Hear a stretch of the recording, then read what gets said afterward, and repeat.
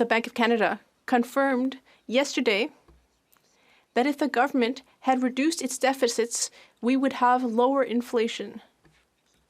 But because of the exorbitant deficit we have today, inflation will be costing $3,500 more for each and every Canadian. Now that the Prime Minister has had it confirmed that his deficits are causing inflation, will he turn things around so that Canadians can pay their own bills? The Right Honourable Prime Minister. Mr. Speaker, during the pandemic, we chose to be there for Canadians.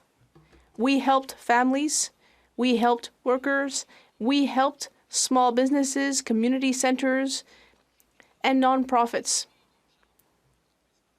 We were there to support people so we could all get through the pandemic as best as possible.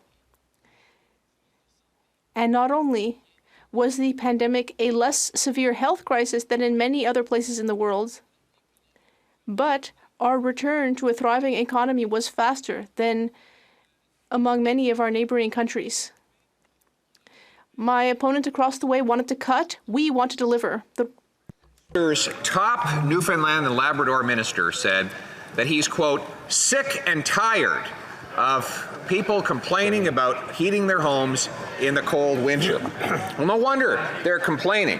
According to the CBC, the Prime Minister's favorite media outlet, and I quote, the federal carbon tax could leave seniors out in the cold. One seniors advocate said that her members are feeling, quote, extreme difficulty with the cost of living. Instead of telling Atlantic Canadians to pay up and shut up, why doesn't this government reverse its costly carbon tax on home heat? The Right Honourable Prime Minister. Mr. Speaker, instead of mischaracterizing what members on this side of the House says, the Leader of the official opposition should actually take a look at what, for example, the Parliamentary Budget Officer says in regards to our price on pollution, which actually returns more money to the vast majority of Canadians in areas where it's imposed. The price on pollution not only fights climate change, but it also supports hardworking families where they most need it. We're pleased that families in Atlantic Canada are now going to be getting the carbon incentive rebate regularly, and we're going to continue to fight climate change and support Canadians while we do it. Leader of the Opposition. Well, if the Prime Minister says I should take a look at the Parliamentary Budget Officer's report, I think I just might. I have it right here, a distributional analysis of the federal carbon pricing. And I go to page 13. The net cost to Albertans, net, $2,282. Saskatchewan, $1,464. Manitoba, $1,145. Ontario, $1,461. This is the excessive cost above and beyond the rebates that people will get. That's what the Parliamentary Budget Officer says. The Prime Minister won't believe it. So the question for you, Mr. Speaker, will you send over a page so that the page can deliver this report and he can believe his own eyes?